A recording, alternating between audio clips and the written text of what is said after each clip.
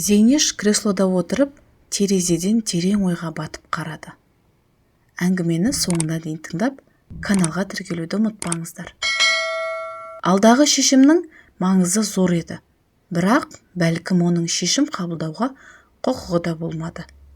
Бәрін балалар шешіп қойған. Зейнеш басқа жол таңдай алмайтын еді. Олар оған осылай істеуді тапсырды, ал ол балаларын тыңдайтын. Балаларда қаржылық қиындықтар болды, ал ол ана көмек көрсетуі керек еді. Зейнеш ауыр күрсінді. Енді тек ең қажетті заттарды жинау керек еді. Қалғанының бәрі осында қалады. Ал соңынан бәрі жоғалып кетеді. Оның заттары, жиһаздары бәрі қоқысқа кетеді. Басқа адамдар үйді сатып алған кезде оның заттары ешкімге керек болмайды. Шынар мен Қуаныш оған нақты тапсырмалар берген. Егер бізде тұратын болсаң, тек киімдеріңді және фотоальбомдарыңды ал. Ал менің тоқымаларымды қалғанын, бізде мұның бәрін сақтауға орын жоқ. Ешқандай ескі заттарды алып келмейсің, деді. Зейнеш түсінді. Ол өзінің жанына жақын, қымбат нәрселерінен айырылуға мәжбүр болды. Балалар үшін бұл ештеңе емес еді, бірақ оған әрбір зат маңызды болды. Ол бұдан бөлек әрбір затпен бірге ескі естеліктерін де жоғалтатын еді. Осылайша ол ең қажетті 2 чемодан мен жаңа төсек-орын жабдықтарын, фарфор статуэткаларын жинап алды. Төсек-орындар жаңадан болмаса да, бірақ олар ешқашан қолданылмаған. Ол балаларға бұл керек болады деп ойлады. Ал статуэткалар өте әдемі болатын. Оларды қоқысқа тастау өкінішті еді. Балалар бәлкім бұл сыйлықты қабылдар деп ойлады Зейнеш. Бір аптадан кейін балалар келіп, оны өздеріне алып кетті. Шынар анасының көп чемодан жинағанына көңілі толмады. Мен саған не айтып едім? Ең қажеттіні ғана ал дедім ғой, деді ол, анасының 3 чемодан жинап келгенін көріп. Қанша аз болса да, мен 3-ші чемодан жинадым деп жауап берді Зейнеш. Онда төсек-орын және фарфор статуэткалар бар. Шынар анасына не айту керектігін білмей, үнсіз қалды. Біраз уақыт ойланып тұрып айтты. Жарайды, 3 чемоданды аламыз. Зейнеш қаладағы ескі бөлікте тұратын еді. Енді сол жерде көп қабатты үйлер салынып жатыр.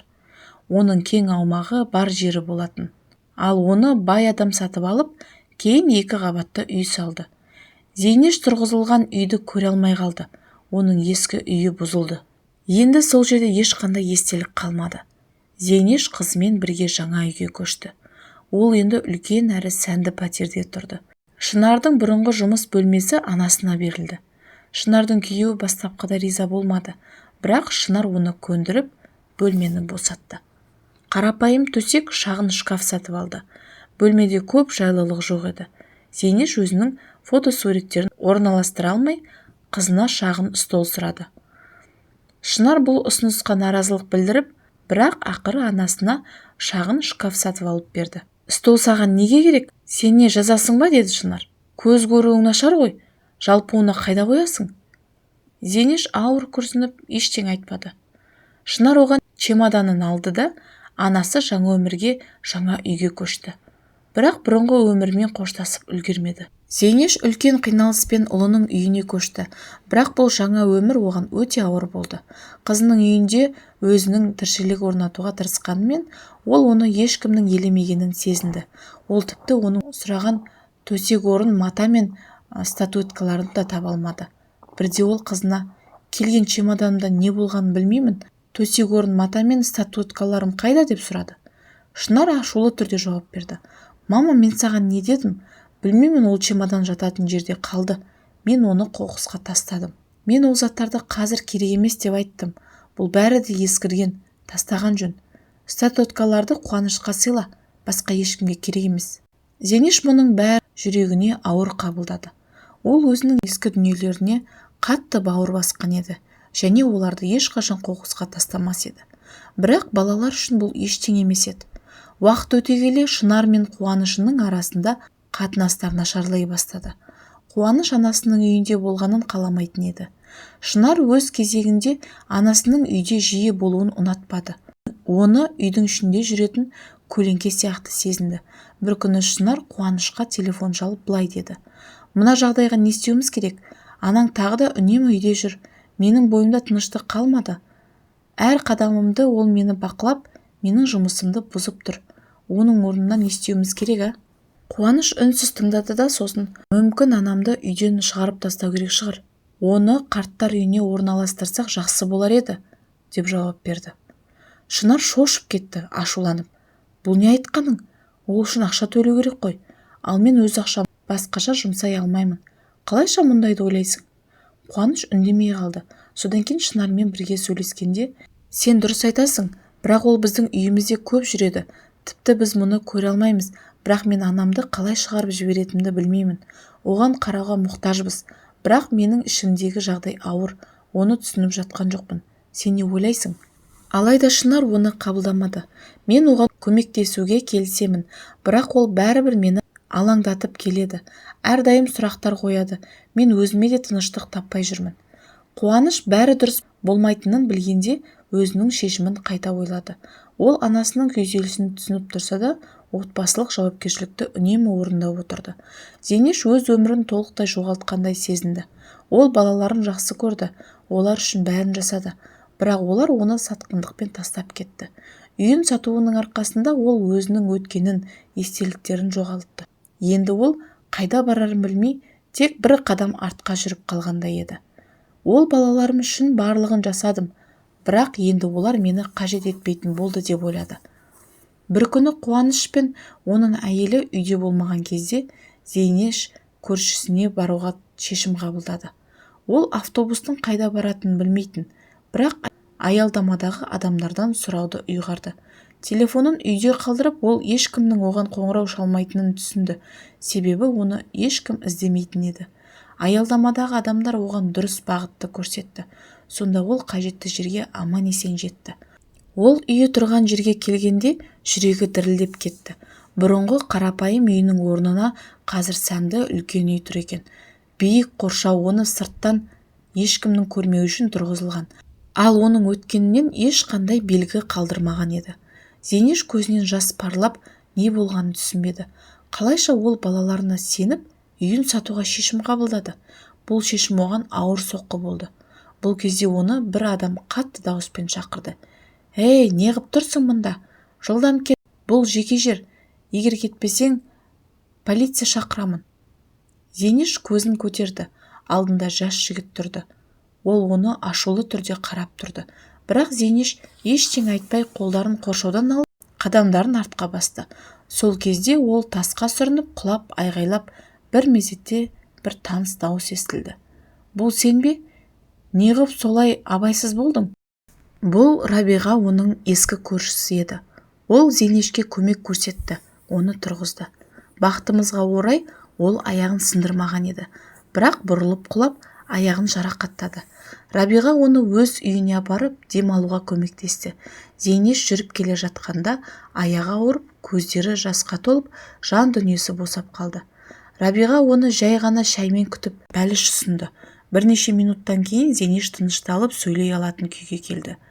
Рабиға оны сөзінен бөліп сұрақтар қоймады.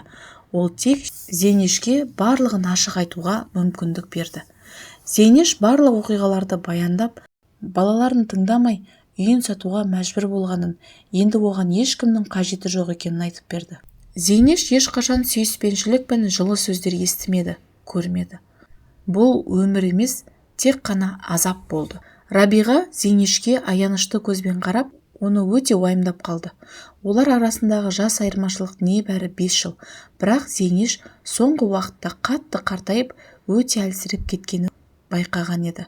Ол жалғыздықта өмір сүріп, ешкім оны қамқорлыққа алмаған. Бұл қаншалықты әділетсіз еді. Осы әйелде 2 баласы бар, бірақ олар адамгершіліктен тым алыстап кеткен. Өз ата бар болғанына қарамастан, Зейнеш өте жалғыз қалған еді. Рабиға былай шешім қабылдады. Ол бұл әйелді тастамайтын болды. Рабиға Зейнештің қолынан ұстап, «Мен саған қазір бір нәрсе айтамын, сен енді жалғыз болмайсың. Менің ұлым мені ауылға алып кеткісі келеді. Ол жерде үлкен жері бар, жақсы үй салды. мені сол жерде өз үйіне ұстауды ұйғарды. Мен сені де өзіммен аламын. Үй кішкентай, бірақ өте жайлы. Біз екеуміз жақсы тұра аламыз. Мен сенің ұлың мен оның балаларына ешқандай кедергі болмайтыныңа сенімдімін. Менің ұлымның 4 баласы бар. Бірақ оларға көмектесеміз. Бақшаға да қолымызды созамыз. Біз олар үшін артық болмайтынымызға мен сенімдімін. Оның әйелінің есімі Марина. Ол әрдайым мені жылы қарсы алады. Ешқашан мені ренжітпеген. Менің ол жаққа көшуімді қалағандай еді. Сен қалай ойлайсың? Бұл жоспар сәтті болады деп сенемін, және балаларыңа бұл туралы айтсаң болады. Өйткені олар бізге ешқандай кедергі келтіре алмайды. Зейнеш Рабиғаның әр сөзін тыңдап, оның даусындағы шешімділікті сезінді. Оның даусы қандай да бір жылы шырай мен сүйіспеншілікті білдіретіндей еді. Және Зейнеш жүрегінде үміт пайда болғанын сезді. Енді бәрі жақсы болатынын ойлады. Рабиғаның балалары туралы айтқанына құлақ салып, Зейнеш басын шайқап: «Жоқ, мен балаларыма ештеңе айтпаймын. Оларға мен қайда екенімді білдіргім келмейді. Және мені жоғалған емес, өлген деп ойласын. Олар менің жоғалуымды қуана қабылдайды. Мені ренжітті. Мен қатты өкпелімін», деді ол көзінен жас аққанша. Рабиға оның иығынан қатты ұстап: «Жақсы, сен қалай айтсаң солай болады.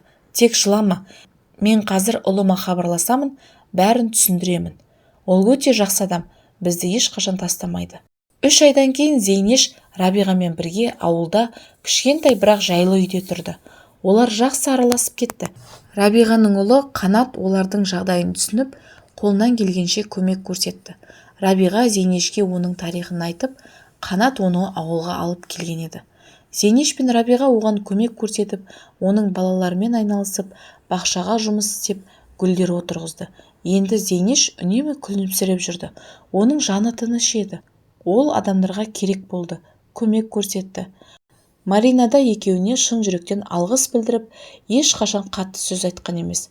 Ол әрдайым жылы сөйлеп, оларды жиі үйіне шақырып, дәмді тамақтармен қуантып жүрді. Бұл әйел нағыз алтын жүректі жан болатын. Зейнеш шынайы түрде оған көмектескен, қамқор болған жат адамдарға шексіз ризашылығын білдірді. Енді ол бақытты еді. Кейде балалар туралы ойланып, олар қазір қайда екенін, тірі екенінен хабарлары бар ма деп ойлаушы еді. Олар оның жоқ екенін бәлкім біле алмайтыны да шығар, өйткені олар өздеріне ауыртпалық болмайтынына қуанатын болады. Рабиға бірнеше рет Зейнешке балаларыңа өзіңнің аман саулығыңды хабарлауды ұсынды, бірақ Зейнеш қатаң түрде бас тартты. Ол сол балаларға ешқандай байланыс жасағым келмеді, өйткені олар онымен осылай қатыгездік танытқан еді. Рабиға Зейнештен қызының қайда тұратынын біліп алды, бірақ оған ештеңе айтпады. Өзі барып қызына оның тірі екенін айтты. Шынар естігенде ол ашуланып кетті. Өте жақсы, бұл қарт әйел үйден кетіп, ештеңе айтпастан кетіп қалды. Енді өзге адамдармен бірге рахаттанып өмір сүріп жатыр. Бұл ана ма? Неге ол бізге бәрі жақсы екенін айтып, жаңа жер тауып өмір сүріп жатқанын айтпайды? Біз оны бірнеше күн іздедік, уақытты бекер өткіздік. Рабиға ашумен жауап берді. Сонда оны бірнеше күн іздедіңіздер ме? Бірнеше күн ғана ма? Сіздер, балалар, адам емессіздер, жыртқышсыздар. Ол сіздерге керек болған жоқ. Қалайша осылай жасадыңыздар?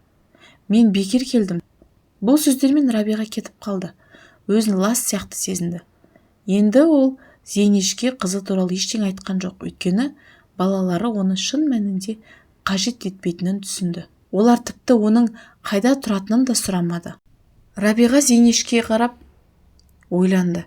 Ең жақсысы сен осы ауылда жақсы адамдармен бірге өмір сүре бер. Ал балаларыңның сөзіне қарағанда жақсырағы осылай сияқты, деп ойлады.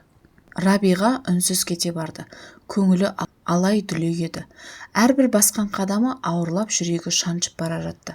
Артында қалған үйге бір ретте қарамады, себебі ол жерде мейірімді емес, тас жүрек салқындық қана қалған еді.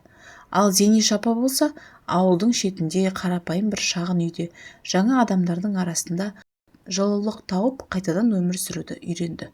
Ол енді өткенге үңілмеді. Өйткені бақыт қанды тамыр емес, қайырымды жүректерден табылатынын білді.